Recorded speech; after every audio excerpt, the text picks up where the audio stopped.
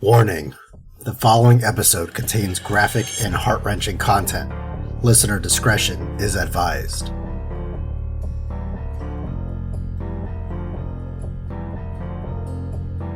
On a cold December morning in 2012, the serene town of Newtown, Connecticut was torn apart by an act of unspeakable horror. The name Adam Lanza would soon become synonymous with tragedy. Plagued by severe mental health struggles and gripped by a dark obsession, Lanza's descent into madness culminated into a massacre that forever changed countless lives. On December 14th, 2012, he stormed into Sandy Hook Elementary School and, in a matter of minutes, extinguished the bright futures of 20 innocent children and 6 courageous educators. The echoes of gunfire that day shattered families, a community, and a nation. In this episode, we delve into the haunting history of Adam Lanza, recount the devastating events of that fateful day, and explore the profound impact on a town left grappling with unimaginable loss. Join us as we navigate this heart-wrenching story, seeking to understand the depths of this tragedy and the scars it left behind. Things are about to get strange.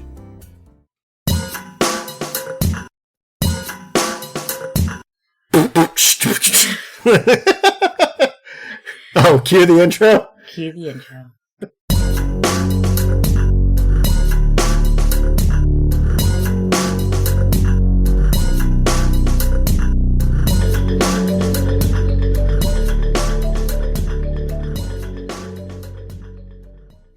Hello, all you ghouls and goblins. Welcome to Conspiracy Weird, where we talk about conspiracy theories and all things weird. I am your host, Molly, and with me is my husband. I have to say husband. Last time I didn't say it. He got upset. Joshua. Yo. How you doing today? Well, better not you actually introduce me, right? My husband. Okay. Husband. The microphone's right there. You don't have to be that loud. Husband. I increased the sensitivity so that we don't have to yell. My husband. Yes, okay. You're my husband. They got it. I got husband. it. All right. I love him. What are we talking about today? Right now we're talking about snack time. Oh, snack time. Yeah. What are you snacking on? Well, the usual.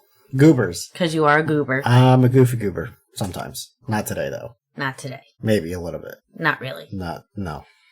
And all I'm doing is ginger ale because my tum-tum hurts. Like a 30-year-old person that I am. You're old. You're old. I forgot I'm 36. He did. He had like a mini midlife crisis meltdown. She called me 36, and I was like, I'm not 36. How dare you? I'm only 35. She's like, honey. I'm 34. I'm 34. You're 36. I'm like, oh, man, that hurts. My brother is 36. You are 2 days younger than my brother. You are 36. That hurts. He was not happy. That hurt my pride, I guess. A little bit. I don't know. And one thing I do want... Deep. Real deep. Real deep. One thing I do want to bring up as well, little shout out. We do have a Patreon now. We're going to be adding some stuff that's not suitable for social media on there. Some pictures we can't really post on social media. Yeah. We'll have a base plan for those of you that like to just support us. Yeah. And $5. Yep. We're also going to be doing a book club where I'm going to pick a book for the month. We're going to read through it. At the end of the month, we're going to discuss it while we're reading through it as well. I'll tell you what, if it's this podcast, it's going to be some weird stuff. Weird books out there.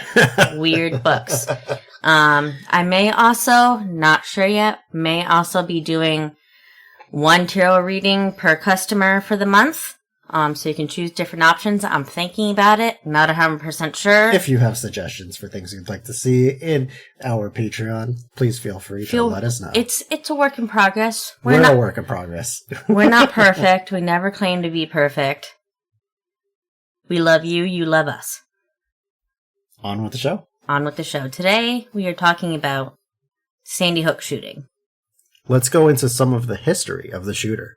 Adam Lanza was born on April 22nd, 1992, and he lived with his mom, Nancy Lanza. Nancy was described as a gun enthusiast who owned at least a dozen firearms. She often took Adam and his brother to shooting ranges. Adam did not have a criminal record. He did have access to the guns through his mother, though. Lanza's father stated that he doesn't believe that Nancy feared Adam at all. Adam attended Sandy Hook for 4.5 years and started at Newtown Middle School in 2004. Nancy told a friend that Adam was racked by anxiety and started to become upset because of the constant changes in the day. At one point, his anxiety got so intense that he was brought to the emergency room. Nancy decided to move him to a parochial school, St. Rosa of Lima, because of the smaller class sizes. At the age of 14, he started high school. Even though he made the honor roll, teachers and students described him as intelligent, but nervous and fidgety. When he turned 16, he was barely going to school. The intense anxiety he experienced at the time suggested that he has autism, might have been exacerbated by hormonal changes. Mm-hmm. He was homeschooled to different degrees by his mom and dad. He earned his high school diploma from Newton High School through a combination of tutoring, independent learning, and college classes. Yeah. Our oldest has autism, and he doesn't deal with change. Yeah, that's definitely a characteristic. Let's get into some of his developmental and mental health issues. Adam showed developmental challenges before the age of 3. These challenges included communication and sensory difficulties, socialization delays, and repetitive behaviors, which we see in our autistic son a lot. He was referred to special education preschool services. He was then diagnosed with a sensory integration disorder. I don't know how to talk. Once in elementary school. The sensory processing disorder doesn't have an official status by the medical community as a formal diagnosis, but is a common characteristic of autism. His anxiety affected his ability to go to school in the 8th grade, and he was placed on homebound status. This is reserved for kids who are too disabled, even with accommodations and support, to attend school. When Adam was 13, he was diagnosed with Asperger's by a psychiatrist. He was also diagnosed with OCD when his parents took him to Yale's Child Study Center. I do just want to interject real quick. Apparently we don't call it Asperger's anymore. No, it's just another form of autism. It's just a somewhere on the spectrum. Broad spectrum. Yeah, just so you all know. Yeah. His OCD got to a point where he washed his hands frequently and changed his socks 20 times a day. It was to the point where his mom would do 3 loads of laundry in a day. Dang. Yeah. I ain't got that done. But I get it. He needs to reuse those socks. I get it, but I ain't got the... If you're doing that, you're going to learn your own laundry. How to do your own laundry. Peter Lanza, Adam's dad, stated in an interview in 2013 that he thought Adam might have undiagnosed schizophrenia in addition to his other conditions. Peter stated that family members may have missed signs of onset schizophrenia due to his odd behavior and his isolation. The violence Adam showed in the shootings is generally not seen in the autistic community, and none of the psychiatrists he saw detected troubling signs of his violence and his disposition. Adam appeared to have no contact with any mental health providers after 2006. In a report from the Office of the Child Advocate, it stated, in the course of Lanza's entire life, minimal mental health evaluation and treatment in relation to his apparent need was obtained. Of the couple of providers that saw him, only one, the Yale Child Study Center, seemed to appreciate the gravity of his presentation, his need for extensive mental health and special education support, and the critical need for medication to ease his obsessive-compulsive symptoms. And according to the Office of Child Advocate in Connecticut, Adam may have also had anorexia. It was noted that at the time of his death, Adam was 6 feet tall and weighed 112 pounds. That's really not good. Yeah, that's very light for that height. It was to the point of malnutrition and resultant brain damage. Adam was living in almost total isolation in his room. He was spending most of his time playing World of Warcraft as well as other video games. It was also found by investigators that Adam had a fascination with mass shootings. Among the clippings found in his room, there was an article from the New York Times about a man who shot school children in 1891. His computer contained pictures of Adam holding a gun to his head, movies that showed school shootings, and videos of gunshot suicides. This only came to light after Adam died. He never let anyone in his room, including his own mother. Adam had also taped black plastic garbage bags over his windows in his room to keep out sunlight. He cut off contact with his dad and brother in the 2 years before the shooting. At one point, he would only contact his mother by email, and that was only because he lived with her. That's crazy. Can you imagine? No. Living with somebody and only getting information from them by email. I mean, I'm sure the equivalent now would be like texting. Yeah. But still. I mean, texting was, I don't know, whatever. So let's get into that horrible day. That is,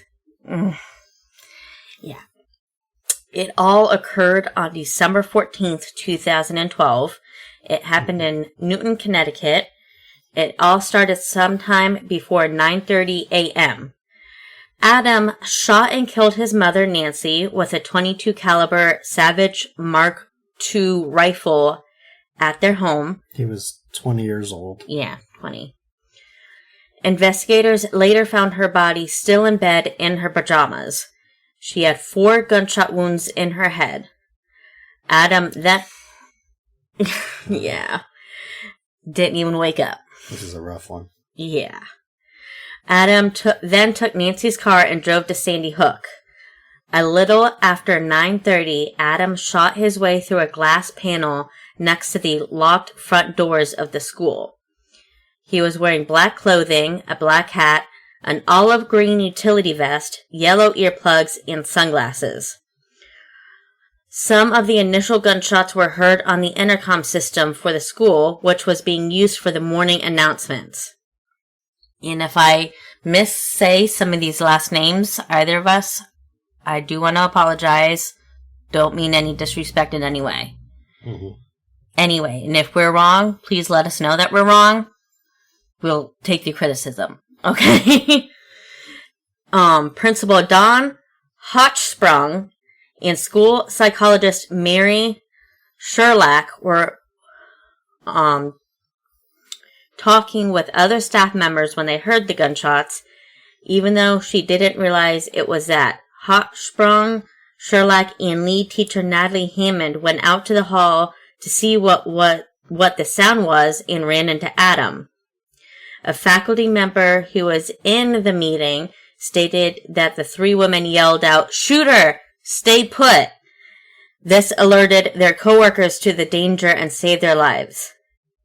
An aide heard gunshots, and a teacher hiding in the math lab heard the janitor, Rick Thorne, yell, "Put the gun down." Adam killed both Hochsprung and Sherlach. Hammond was hit first. Yeah. She was shot twice, though. Yeah. She laid still in the hallway and then crawled back to the conference room and pressed her body against the door to keep it closed. This was after not hearing any more noise. She survived. A 9-year-old boy stated that he heard Adam say, "Put your hands up," and that somebody else said, "Don't shoot." He also heard several people yelling and got gunshots over the intercom while his teacher, and his class hid in a closet in the gym. Diane Day, a therapist at the school who had been at the meeting, was heard screaming, followed by more gunshots. A second teacher, who was a substitute, was wounded as well. While she was closing a door down the hall, she was hit in the foot by a bullet that ricocheted. Adam never entered her class.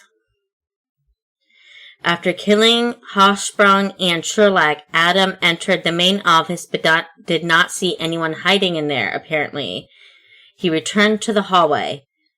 Sarah Cox, who goes by Sally, hid under a desk in her office. She later described Adam's boots and legs facing her desk about 20 feet away. He remained there for a few seconds before walking away. She and the school secretary, Barbara Halstead, called 911 and hid in the first aid closet for upwards to 4 hours. The janitor, Rick, ran through the hall, alerting classrooms of what was happening. Good for him. Mm-hmm. Props to him. Adam entered room 8, which was a first grade class. Lauren Rasu, I apologize if I'm saying it wrong, who was a substitute teacher, had herded her class into the back of the room and was trying to hide them in a bathroom. Adam forced his way into the class. Rachel Davino, a behavioral therapist who was just employed by the school for a week to work with special needs students, was also in the class. They, along with 15 students in this class, were killed. 14 of the kids were dead at the scene. One injured child was taken to the hospital for treatment, but unfortunately they did not make it. The sole survivor from that class, a 6-year-old girl, was found in the class by police after the shooting. She hid in a corner of the class's bathroom during the shooting. She apparently survived by playing dead. When she finally reached her mother, she stated, "Mommy, I'm okay, but all of my friends are dead." She described Adam as a very angry man. A different girl hiding in a bathroom with 2 teachers told police that she heard a boy in the classroom. He was screaming, "Help me, I don't want to be here." Adam said back, "Well, you're here," followed by hammering sounds. Adam also went to room 10, which was another first grade class nearby. At this point, there are conflicting reports of the order of events. In some reports, Victoria Lee Soto, the teacher, had hid some students in a class closet or a bathroom and had other kids hiding under desks. Soto was walking back to the class door to lock it when Adam entered the class. He walked up to the back of the class, saw the kids under the desk, and shot them. First grader Jesse Lewis yelled at his classmates to run for safety, and several of them did. Lewis was looking at Adam when he fatally shot him. In other accounts given by a surviving child's father stated that Soto had moved the kids to the back of the class and that they were seated on the floor when Adam entered. According to this account, Adam and other occupants of this class didn't talk. Adam stared at the people on the floor, pointed the gun at a boy, but didn't fire. The boy ran out of the class. The final report into the shooting concluded that the sequence of events in room 8 and 10 are indeterminate. A Hartford Courant report said that 6 of the kids who escaped did so when Adam stopped shooting. This was either because his weapon jammed or he was reloading it. Earlier reports stated that Soto told Adam when he entered the class that the kids were in the auditorium. When the kids came out of their hiding spots and tried to run for safety, Adam shot them. Soto put herself between Adam and the kids, and he shot and killed her. Anne Marie Murphy, who was a special ed teacher who worked in her class, was found covering 6-year-old Dylan Hockley, who also died. Soto and 4 kids were found dead in the class. One child was taken to the hospital but was pronounced dead. 6 surviving kids from the class and a school bus driver ran to a nearby home to seek shelter. According to the official report released by the state's attorney, 9 kids ran from Soto's class and police found 2 hiding in a class bathroom. 5 of Soto's students were killed. First grade teacher Caitlin Roig hid 15 students in a bathroom and barricaded the door. She told them to be completely quiet and remain safe. It is believed that Adam bypassed her class. Following a lockdown drill weeks earlier, Rogue failed to remove a black construction paper sheet covering the window in her classroom on her classroom door. Adam may have assumed that the class was empty because the door was closed and the window was covered. Music teacher Mary Rose Kriskopic barricaded her fourth graders in a tiny closet during the shooting. One of her students later stated that Adam arrived moments later. He pounded on the door yelling, "Let me in." The students remained hidden inside. The first call to 911 was about 9:35. Newtown Police Dispatch first broadcast that there was a shooting at 9:36, about 30 seconds after they received the first call. The Connecticut State Police were dispatched at 9:37. Newtown Police arrived at the school at 9:39, and the police heard the final shot at 9:40 a.m. Newtown Police entered the school at 9:54, about 9 minutes after the first 911 call. They believed that Adam shot himself in the lower portion of his head in classroom 10. The Newtown Police and the Connecticut State Police mobilized local dog tactical units, a bomb squad, and a state police helicopter. The police locked down the school and started to evacuate the survivors room by room. The New York City medical examiner dispatched a portable morgue to assist the authorities. The victims' bodies were removed from the school and formally identified. A state trooper was assigned to each victim's families to protect their privacy and provide them with information. Wow. Yeah. Yes. I wanted to read that so you wouldn't have to. My heart hurts. It doesn't matter. I still listen to it. My heart hurts so much. Yeah. We have a 6-year-old as well, so right around the 10 same... and 6. 10 and 6. So our 6-year-old is right around the same ages as these kids, so this really hits close to home. Investigators didn't find a suicide note or anything referring to the attack. There was no connection between Adam's mom and the school, even though the news reports initially said there was. Police sources initially stated that Adam's brother, Ryan, was the shooter. This thought was because Adam was carrying Ryan's ID.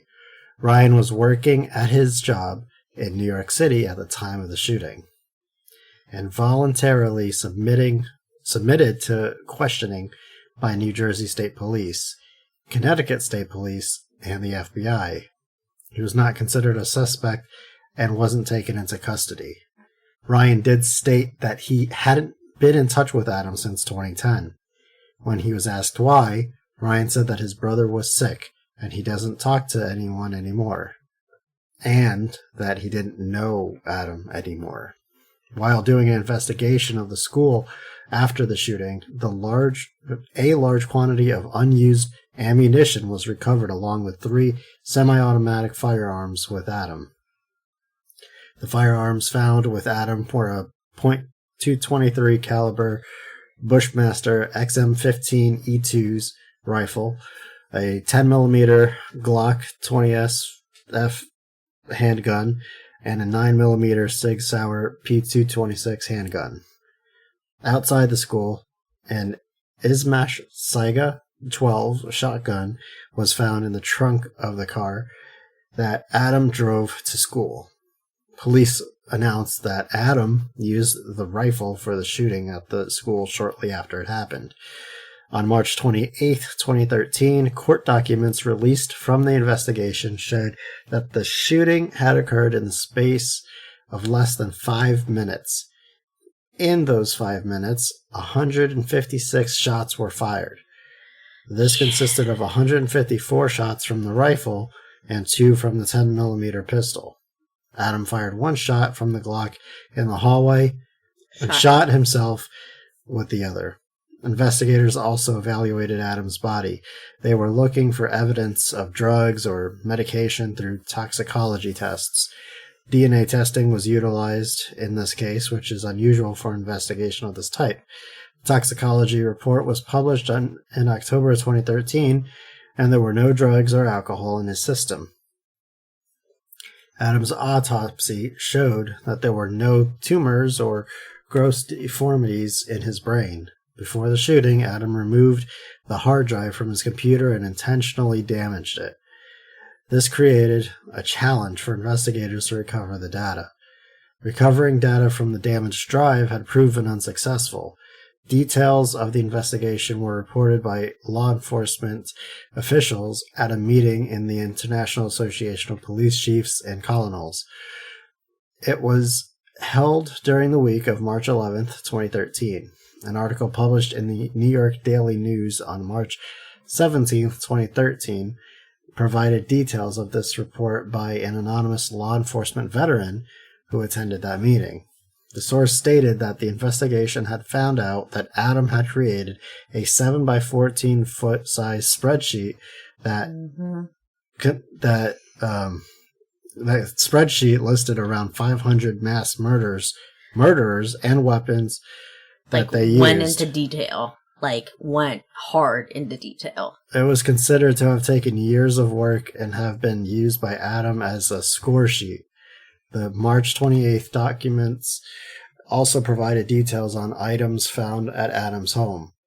This included 3 samurai swords, a newspaper article about a shooting that happened at Northern Illinois University, and a National Rifle Association magazine or newspaper article. The NRA stated that neither Adam or Nancy Lanza were members. A gun safe was found in the bedroom, and investigators found more than 1,400 rounds of ammunition and other firearms. The final report of the state attorney summarizing the investigation into the shooting was published on November 25th, 2013. It was concluded that Adam had acted alone. The case was closed. The report noted that Adam had a familiarity with and access to firearms and ammunition and an obsession with mass murders, in particular the April 1999 shootings at Columbine High School in Colorado. The report didn't specify a motive for the shooting. It stated, "The evidence clearly shows that the shooter planned his actions, including the taking of his own life, but there is no clear indication why he did so, or why he targeted Sandy Hook Elementary School." And I think that's the hardest part of this, is that we don't know why. Don't know why. I mean, it really doesn't matter where he targeted. Nowhere is good. No. Okay, so let's get into some of the conspiracy theories surrounding this horrible event. Yeah, I'm sure some of you are wondering why we're even talking about this. Because there were conspiracy theories. The best known one, the one that got the most attention, was with radio host and conspiracy theorist Alex Jones. There are some words that I would like to say to this. I can't even say gentleman, because he's not a gentleman. This man. Alex stated that the Sandy Hook shooting was completely fake and a giant hoax that was perpetrated by opponents to the Second Amendment. He stated that the murders were a false flag attack perpetrated by the government. He made a new conspiracy theory that no one died at Sandy Hook because the Uniform Crime Reports showed no murders for Newtown in 2012. He also stated that the victims were child actors. This claim is what? False. And misrepresents the FBI report. In reality, because the Connecticut State Police was the lead investigator after the attack, the Sandy Hook victims were included in Connecticut's statewide records rather than under the Newtown statistics. On April 16, 2008, parents of 2 of the school shootings sued him in Travis County, Texas. This is where his company is based. They sued for $1 million each. The trial was expected to be scheduled by the end of 2020. On May 23, 2018, 6 families of the shooting, as well as an FBI agent who responded to the attack, filed a defamation lawsuit in Bridgeport Superior Court of Connecticut against him for his role in spreading conspiracy theories about the shooting. In a disposition in the last week of March 2019, Jones acknowledged that the deaths were real. He stated that he had almost a like form of psychosis where he basically thought everything was staged. Okay. By 2021, Jones didn't prove information to support his claims. This means that the case defaulted in favor of the plaintiffs. Jones acknowledged in 2022 that the shooting was 100% real and that it was absolutely irresponsible to call it a hoax. On August 4th, 2022, Jones was ordered to pay $4.1 million in compensatory damages to Sandy Hook parents. On August 5th, 2022, he was ordered to pay a further $45.2 million in damages to the families of Sandy Hook. On October 12th, 2022, Jones was ordered to pay even more, which was $965 million in damages to the families. There are other theories as well. Lawyer and dentist Orly Taez, I don't know if I said that wrong, I really don't care, was quoted as asking, was Adam Lanza drugged and hypnotized by his handlers to make him into a killing machine? As an excuse, as a regime, it's issuing to take all means of self-defense from the pulpit before the economic collapse. People have claimed that the shooting was a classified training exercise modeled after Operation Closed Campus. That was a school shooting drill that included the Department of Homeland Security, Iowa Emergency Management Agencies, state and local police, emergency radio operators, prosecuting attorneys, local doctors and hospitals, the Red Cross, emergency medical personnel, medical examiners, news reporters, and crisis actors. It was canceled in 2011 amid public outcries and threats. All right, so some not so fun. We usually do fun facts. We usually do fun facts. These are not so fun facts. Take it away, Josh. Yeah. This incident is the deadliest mass shooting in Connecticut history and the deadliest at an elementary school in U.S. history. Adam and Nancy lived only 5 miles away from Sandy Hook. The students that passed away in the shooting would have graduated from high school this year, 2024. And that's one of the main reasons why we're doing this one at this time, because a lot of high schools have just graduated. Yeah. So there were actually still some files that were recovered. So some websites and computer files, files found on Lanza's computer were all about guns, murder, and death text. So one, we have bookmarks pertaining to firearms, military, politics, mass murder, video games, music, books, Army Ranger, computers and programs, ammunition, candy, economic books, two videos showing suicide by gunshot. We have commercial movies depicting mass shootings on the computer game titled School Shooting, where the player controls a character who enters a school and shoots at students. Oh, great. Right. Screenshots, 172 of them, of the online game Combat Arms. Images of the shooter holding a handgun to his head. Images of the shooter holding a rifle to his head. 5-second video dramatization depicting children being shot. Images of Lanza with a rifle, shotgun, and numerous magazines in his pockets. Documents on weapons and magazine capacity. A document showing the prerequisites for a mass murder spreadsheet. A spreadsheet listing mass murders by name and information about the incident.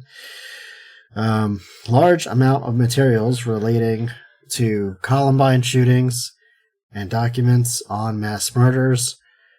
and large amounts of materials on firearm media. Now I'm going to go a little slow here. These are the names of the victims. Jessica Rakos, 6 years old.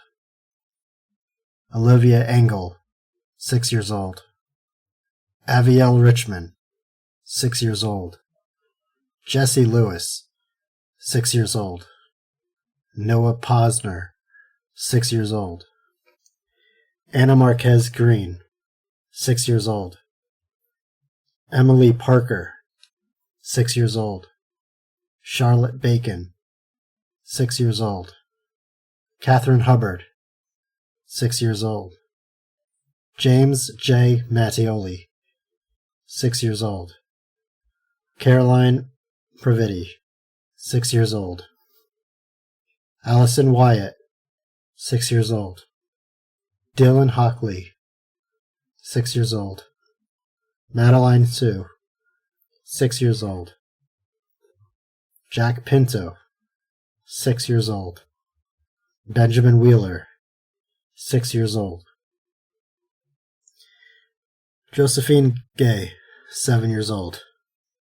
Grace Audrey McDonald, 7 years old. Daniel Barden, 7 years old. Chase Kowalski, 7 years old. Victoria Soto, 27 years old.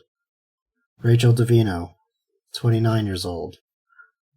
Lauren Russo, 30 years old. Don Hodgsprung, 47 years old. Annie Marie Murphy, 52 years old. Nancy Lanza, 52 years old. Mary Sherlach, 56 years old. That's a little rough to read. We're over here in tears a little bit. Okay, so let's get into some questions. The first real big school shooting in America is Columbine. Do you remember Columbine at all? It happened in 1999. I would have been 9, and you would have been 11. Do you remember it at all? I remember there being a big deal for it. I don't really remember the specifics about it. I remember more of the bombing that happened, I think, years later, but... What bombing? There was a bombing. 2 guys bombing a building. I'll have to look into that.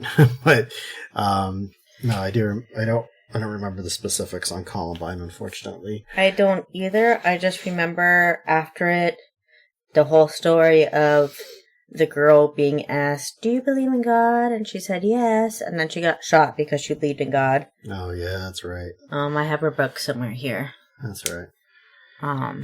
Because that was kind of like the big catalyst was Columbine. Did you ever have active shooter drills at school? No. Did you? I think I did a few times when I was in New York. We never did down here, at least when I was in school. I mean, I graduated in 2009.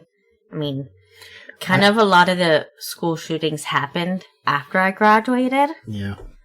Like Sandy Hook, the one here down in Florida that was like a couple hours away from us. Yeah, I've had emergency quote-unquote drills, but not really labeled as active shooter drills. Have you ever had any active shooter training at all? No. I do. We have it like once a year, once every other year, but I do work for the government. Well, my local government. What do they tell you? What are some of the main things to do? Don't try to be the hero. That's important. Basically, don't try to be the hero. Hide or try to escape. Makes sense. Don't stop to help your friends. Just keep going. I know that's rough. That's rough, yeah. But if you want to survive, just keep going. And I'm pretty sure we can both say a big resounding no to this question. But do you believe any of the conspiracy theories surrounding this? No. It happened. Alex Jones, I would like to send you a douche in the mail. With your name on it. With your name on it. Because you're a jerk off. Yeah. We did this episode to honor those families and bring awareness to people in hopes we can better help one another emotionally, psychologically, before it's too late. We should never have to bear witness to such a tragedy again. Our thoughts and prayers go out to the victims' families. We love you. Stay weird, y'all. We want to thank you for tuning in. You can find us on all your favorite social platforms by searching Conspiracy Weird, posting photos and details from each episode. Please consider keeping our tummies full by donating to the Snack Fund. Donations will be given a shout out on the podcast. Special thanks to Audionautics.com for the theme music. And remember, question everything.